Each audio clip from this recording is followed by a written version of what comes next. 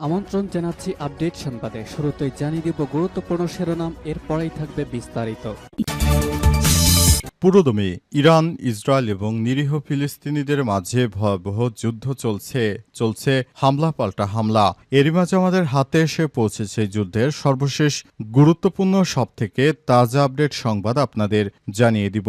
প্রথমেই জানাবো, গাজায় ইসরায়েলি বোমাবর্ষণে আরও নতুন করে ৭৮ জন নিরীহ ফিলিস্তিনি নিহত।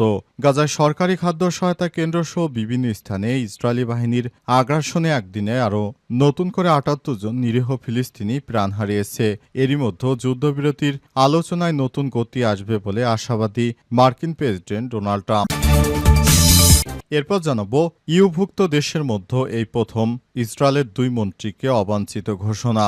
ইউরোপীয় ইউনিয়নভুক্ত ইউ দেশগুলোর মধ্যে আনুষ্ঠানিকভাবে প্রথমবারের মতো ২ ইসরায়েলি মন্ত্রীকে অবাঞ্ছিত ব্যক্তি বা পার্সোনা নন গ্রাটা হিসেবে ঘোষণা করা হয়েছে।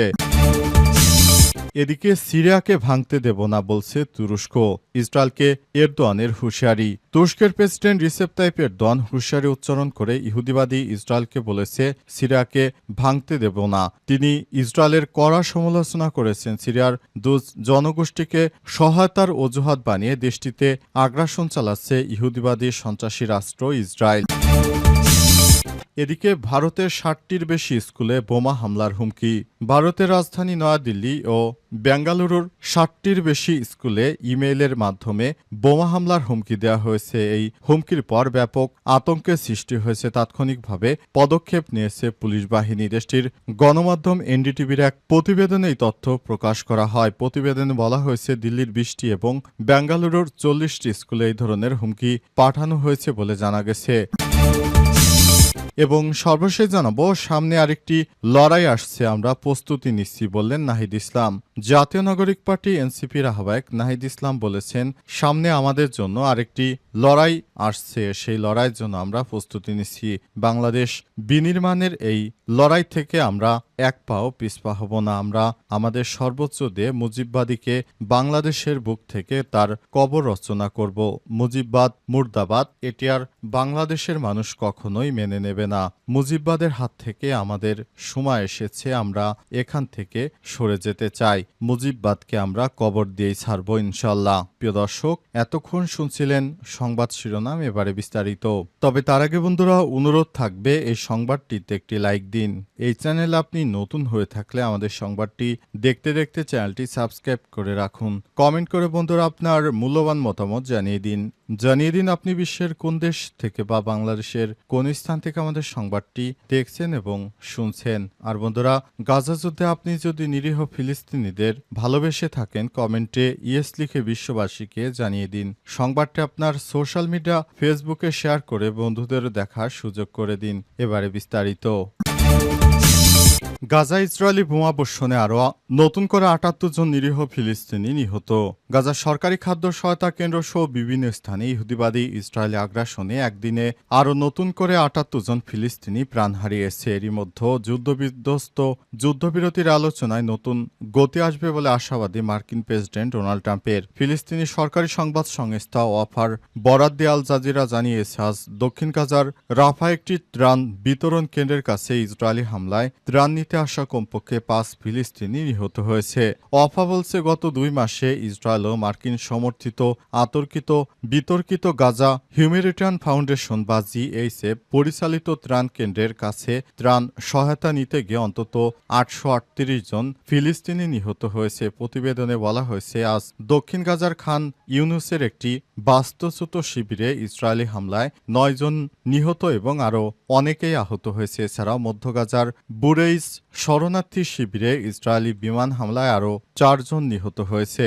যুদ্ধবিরতি নিয়ে মধ্যস্থতাকারী তৎপরতার মধ্যেই ইসরায়েলি বাহিনী উত্তর গাজা এবং গাজা শহরেও আবার হামলা জোরদার করেছে। গাজা শহরের অভ্যন্তরে ইসরায়েলি একটি ট্যাঙ্ক রকেট হামলার শিকার হয় সাধারণ মানুষ। আহত সেনাদের হেলিকপ্টারে সরিয়ে নেওয়ার দৃশ্য ছড়িয়ে পড়ে ইসরায়েলি সংবাদ মাধ্যমে। পরে ইসরায়েলি সেনাবাহিনী নিশ্চিত করেছে, ওই ঘটনায় ৩ সেনা নিহত হয়েছে। দেইর আল বালা থেকে আল জাজিরার আরেক আবু আজম বলেছেন, ইসরায়েলি বাহিনী তুফা এবং সুজাইয়াপাড়ার আশপাশে ব্যাপক বিমান হামলা চালিয়েছে। এতে অনেক বার্ষিক ভবন ধ্বংস হয়ে গেছে। আবাসিক ভবনগুলো এখন ধ্বংসস্তূপে পরিণত হয়, তার নিচে অনেক মানুষ চাপা পড়েছে। ওয়াফা সংবাদ সংস্থা জানিয়েছে, সোমবার ইসরায়েলি হামলা গাজা সিটিতে কমপক্ষে 24 জন ফিলিস্তিনি নিহত এবং বহু আহত হয়েছে। এমন পরিস্থিতিতে নতুন করে আশার সুর শুনিয়েছে মার্কিন প্রেসিডেন্ট ডোনাল্ড ট্রাম্প। হোয়াইট হাউসের এক সংবাদ সম্মেলনে তিনি বলেছেন, গাজা নিয়ে ভালো অগ্রগতি হচ্ছে। আশা করি 130 দিন পর আমরা এই যুদ্ধ পুরোপুরি বন্ধ করতে সমর্থ হব।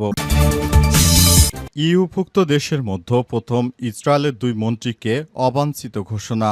ইউরোপীয় ইউনিয়নভুক্ত দেশগুলোর মধ্যে এবার আনুষ্ঠানিকভাবে প্রথমবারের মতো 2 ইসরায়েলি মন্ত্রীকে অবাঞ্ছিত ব্যক্তি বা পার্সোনা নন গ্রাটা হিসেবে ঘোষণা করেছে স্লোভেনিয়া।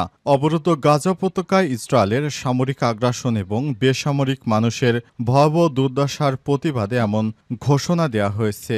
স্লোভেনিয়ার পররাষ্ট্রমন্ত্রী তানিয়া ফায়ন বৃহস্পতিবার আজ এক সরকারি বিবৃতিতে জানিয়েছেন, আজকের মন্ত্রিসভার বৈঠকের পর আমরা সিদ্ধান্ত নিয়েছি ইসরায়েলের জাতীয় নিরাপত্তা মন্ত্রী ইতামার বেন গাভির এবং অর্থমন্ত্রী বেজালেল স্মেটিসকে এবার স্লোভেনিয়ায় পার্সোনা নন গ্রাটা ঘোষণা করা হবে। এই ঘোষণা স্লোভেনিয়ার পররাষ্ট্র মন্ত্রণালয়ের এক্স সাবেক টুইটার অ্যাকাউন্টে প্রকাশ করা হয়। খবর আনাদুলো এজেন্সির। পররাষ্ট্রমন্ত্রী ফায়ন আরও বলেছেন, এই সিদ্ধান্ত ইসরায়েলি সরকারের উপর চাপ প্রয়োগের একটি মাধ্যম। সেই সঙ্গে তাদের আহ্বান জানানো হয়েছে যে গাজায় চলমান অসহনীয় পরিস্থিতির অবসান ঘটাতে হবে এবং বেসামরিক মানুষের দুর্ভোগ থামাতে হবে।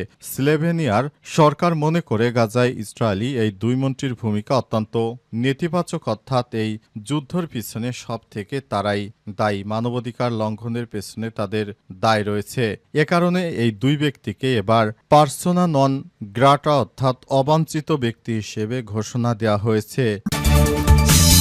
সিরিয়াকে ভাঙতে দেবে না তুরস্ক, ইসরায়েলকে এরদোয়ানের হুঁশিয়ারি। তুরস্কের প্রেসিডেন্ট রিসেপ তাইপ এরদোয়ান হুঁশিয়ারি উচ্চারণ করে বলেছেন, সিরিয়াকে ভাঙতে দেবে না আঙ্কারা। তিনি ইসরায়েলের করার সমালোচনা করে বলেছেন, সিরিয়ার দুরুস জনগোষ্ঠীকে অজুহাত বানিয়ে দেশটিতে আগ্রাসন চালাচ্ছে সন্ত্রাসী রাষ্ট্র ইসরায়েল। আজ আঙ্কারায় মন্ত্রিসভার বৈঠক শেষে প্রেসিডেন্ট এরদোয়ান বলেছেন, আমরা অতীতে সিরিয়ার ভাঙন মেনে নেইনি, বর্তমানেও নেই না, আগামীতেও কখনোই মেনে নেব না। তিনি আরও বলেছেন, গত 2 দিন ধরে ইসরায়েল দ্রুজ জনগোষ্ঠীকে অজুহাত বানিয়ে তার ডাকাতি ও দখলদারিত্ব সিরিয়ার অভ্যন্তরে ছড়িয়ে দিচ্ছে। ইসরায়েলের উপর নির্ভর করা দেশগুলোকে সতর্ক করে এরদোয়ান আরও বলেছেন, ইসরায়েলের উপর ভরসা করছে, তারা খুব শীঘ্রই বুঝতে পারবে যে তারা বড় ভুল করছে। খবর আনাদুলো এজেন্সির। তিনি আরও বলেছেন, ইসরায়েলকে কটাক্ষ করে আরও বলেন, ইসরায়েল একটি আইন ভ্রষ্ট ও নিয়ম ভঙ্গকারী,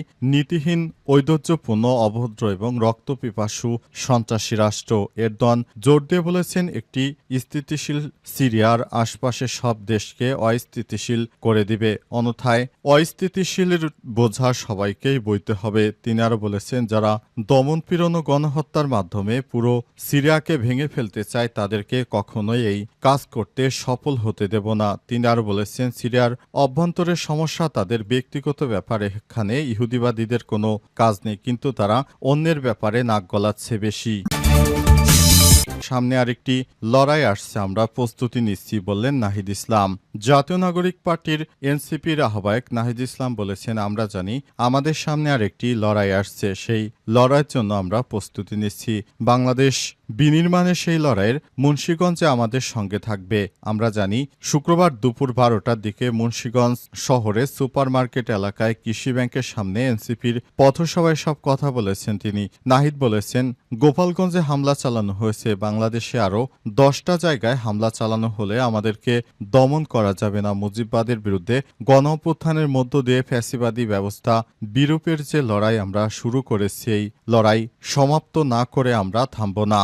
এ সময় তিনি বলেছেন, মুজিববাদীরা চুপিসারে চোরের মতো করে তারা মনে করেছিল আমাদের উপর হামলা চালিয়ে আমাদেরকে দমন করতে পারবে, কিন্তু আমরা কোনোভাবেই দমন হব না। আমরা বাংলাদেশের সব থেকে ঘৃণিত মুজিববাদের সর্বশেষ পরিণতি দেখে তারপর ছাড়ব। মুজিববাদকে বাংলাদেশ থেকে আমরা বিদায় করেই ছাড়ব। এ সময় তিনি আরও বলেছেন, আমরা চাই একটি ভবিষ্যতের বাংলাদেশ বিনির্মাণ করতে। এ কারণে আমাদের এত আন্দোলন সংগ্রাম। আমাদের সংগ্রাম হচ্ছে দেশের মানুষকে তাদের ভোটাধিকার ফিরিয়ে দেওয়া, দেশটাকে একটি ভারতের করদ রাজ্য থেকে একটি স্বাধীন রাষ্ট্র হিসেবে পরিণত করা। এই কারণে আমাদের এই সংগ্রাম। এছাড়া তিনি আরও বলেছেন, বাংলাদেশের অর্থ যারা বিদেশে পাচার করত তাদের ২০ দাঁত আমরা ইতিমধ্যেই ভেঙে দিয়েছি। ভবিষ্যতে দেশের টাকা কেউ আর বিদেশে পাচার করতে পারবে না। এ সময় এনসিপির নেতাকর্মীরা সবাইকে নিয়ে মুজিববাদের বিরুদ্ধে বিভিন্ন স্লোগান দিতে থাকেন। স্লোগানে মুখরিত হয়ে ওঠে ঢাকার